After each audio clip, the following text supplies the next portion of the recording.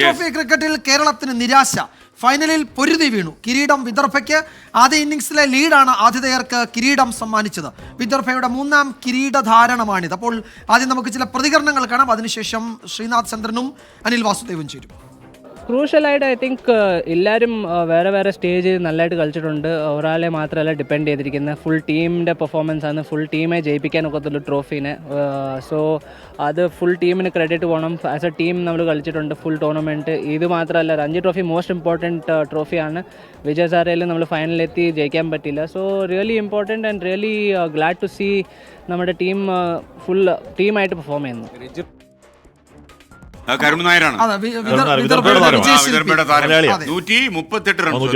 ഒരു വൻമതിൽ കണക്കെ അദ്ദേഹം അങ്ങനെ നിന്നു. പക്ഷെ ഇന്നലെ നമ്മുടെ കൂടെ ആയിരുന്നെങ്കിൽ നമ്മൾ മോഹിച്ചു പോയി. 35 റൺസ് എടുക്കുന്ന സമയത്ത് അദ്ദേഹത്തിന്റെ ഒരു ക്യാച്ച് കേരളം കളഞ്ഞു.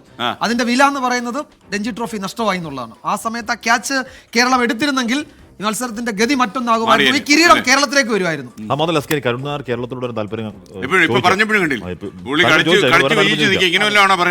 തകർത്ത് വിട്ടില്ലേ എന്നല്ലേ പറയേണ്ടത് അല്ലേ?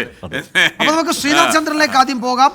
ഒപ്പം അനിൽ വാസുദേവും ഉണ്ട്. അപ്പോൾ ശ്രീനാഥ്, വിദർഭ അവർക്ക് എന്താണ് അവരുടെ പോരാട്ടം, വീണ്ടും അവർ കിരീടം കൊണ്ട് പോകുന്നു അവിടേക്ക്. കേരളത്തിന് എന്താണ് സംഭവിച്ചത്? എങ്ങനെ മത്സരത്തെ നമുക്ക് വിലയിരുത്താം ശ്രീനാഥ്?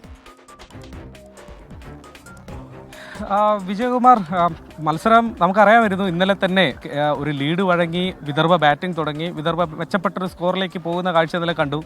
കരുൺ നായരെ നമുക്ക് കിട്ടിയതാണ്. അദ്ദേഹത്തിൻ്റെ വിക്കറ്റ് നമുക്ക് എടുക്കാനൊരു സാധ്യത മുന്നിൽ വന്നു. പക്ഷേ ആ ക്യാച്ച് നഷ്ടപ്പെടുത്തി. പിന്നീട് അദ്ദേഹം സെഞ്ചുറിയിലേക്ക് പോയി.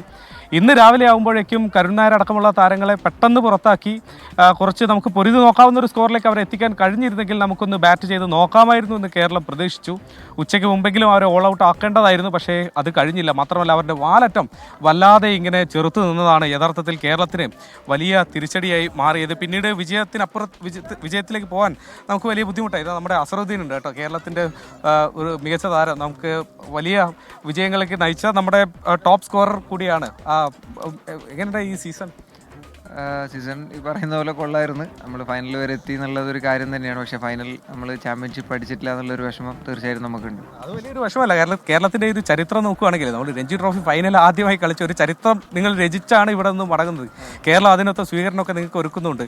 നമ്മൾ ചെറിയ ചില മിസ്റ്റേക്സ് അല്ലേ, ഒരു പക്ഷേ നമുക്ക് വിജയിക്കാമായിരുന്നു. തീർച്ചയായും വിജയിക്കായിരുന്നു. നമ്മൾ ഈ പറയുന്നത് പോലെ എക്സ്പീരിയൻസ് എന്താ പറയുക, എക്സ്പീരിയൻസ്ഡ് ആയിട്ടുള്ള ആൾക്കാർ ഞാനാണെങ്കിലും നടുക്ക് നമ്മൾ അപ്ലൈ ചെയ്യേണ്ട ഒരു രീതി ഉണ്ടായിരുന്നു. അത് നമ്മൾ കുറച്ച് ലാക്ക് ചെയ്ത പോലെ തോന്നി. പക്ഷേ ക്രിക്കറ്റ് എന്ന് പറഞ്ഞാൽ പ്രഷർ ഹാൻഡിൽ ചെയ്യുന്നതാണ് ഏറ്റവും ഇമ്പോർട്ടൻ്റ്. അപ്പോൾ ആ പ്രഷറിൽ നമ്മൾ വീണുപോയി. ഒരു ചെറിയ 1-2 സ്ഥലം നമ്മൾ വീണുപോയി. തീർച്ചയായിട്ടും ലേണിംഗ് ആണെല്ലാം. നമ്മൾ പഠിക്കും, തീർച്ചയായിട്ടും തിരിച്ചു വരും എന്നുള്ളത് തന്നെയാണ്. എപ്പോഴാണ് നമ്മൾ ഈ മത്സരം കൈവിട്ട് പോയി നമ്മളൊന്ന് ഉറപ്പിച്ചത്? ഏത് ഘട്ടത്തിൽ? അവരൊരു 400 ആയിക്കഴിഞ്ഞപ്പം നമുക്കൊരു എന്താ പറയുക, ഉച്ചവരെ ഏതാണ്ട് നമുക്ക് പ്രതീക്ഷയുണ്ടായിരുന്നു. തീർച്ചയായും നമ്മളൊരു 60 ഓവർ 65 ഓവർ ആണെങ്കിൽ ഇനി ഒരു 300 റണ്ണ് 330 റണ്ണ് വരെ ആണെങ്കിൽ നമ്മൾ തിരിച്ചടിക്കുന്നുള്ള രീതിയിൽ തന്നെ നമ്മൾ നിന്നത്. അതിൻ്റെ മേലോട്ട് പോയപ്പോൾ പിന്നെ ഇത് 5ാമത്തെ ദിവസമാണ്. വിക്കറ്റും കുറച്ച് തിരിഞ്ഞു തുടങ്ങി, ഫാസ്റ്റ് ബോളേഴ്സിന് കുറച്ച് സ്ലോ ആയി തുടങ്ങി. പിന്നെ അവിടുന്ന് നമ്മളൊരു 350-390 റൺ അടിക്കാന്ന് പറഞ്ഞാൽ കുറച്ച് ഇമ്പോസിബിൾ ആയിട്ടുള്ള ഒരു കാര്യമാണ്. കരുത്തരായ വിദർഭയോടാണ് നമ്മളിങ്ങനെ പൊരുതി നിന്നത്. വിജയിക്കാൻ കഴിഞ്ഞില്ലെങ്കിലും വിജയത്തോളം അതിനൊരു മധുരമുണ്ട്. ഏതായാലും ആശംസകൾ. SKN കേരള ക്രിക്കറ്റിനെ സംബന്ധിച്ചിടത്തോളം ഇത് കേരളത്തിൻ്റെ ഒരു ചരിത്രം തിരുത്തി കുറിക്കുന്ന ഒരു പ്രകടനം തന്നെയാണ്.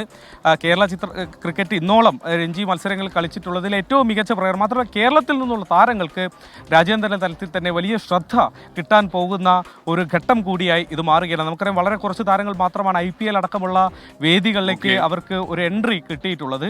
ഇത്തരം വലിയ വിജയങ്ങൾ കേരളം തുടർച്ചയായി നേടുമ്പോൾ അത് കേരളത്തിൽ നിന്നുള്ള കൂടുതൽ താരങ്ങൾ രാജ്യത്തിന് വേണ്ടി കളിക്കുന്ന ഒരു കാലത്തിലേക്ക് നമ്മുടെ ക്രിക്കറ്റ് പോകേണ്ടതുണ്ട്. അതിനുള്ള ഒരു ചവിട്ടുപടിയായി കൂടിയാണ് ഈ രഞ്ജി സീസണെ നമ്മൾ യഥാർത്ഥത്തിൽ കാണേണ്ടത്. ഫൈനലിൽ യഥാർത്ഥത്തിൽ നമുക്ക് വിജയിക്കാൻ കഴിഞ്ഞില്ല, ശരിയാണ്. പക്ഷേ എങ്കിൽ പോലും കേരള ക്രിക്കറ്റിന് ഈ മത്സരം, ഈ ഫൈനൽ പോരാട്ടമൊക്കെ നൽകുന്ന ആത്മവിശ്വാസം വളരെ വലുതാണ്.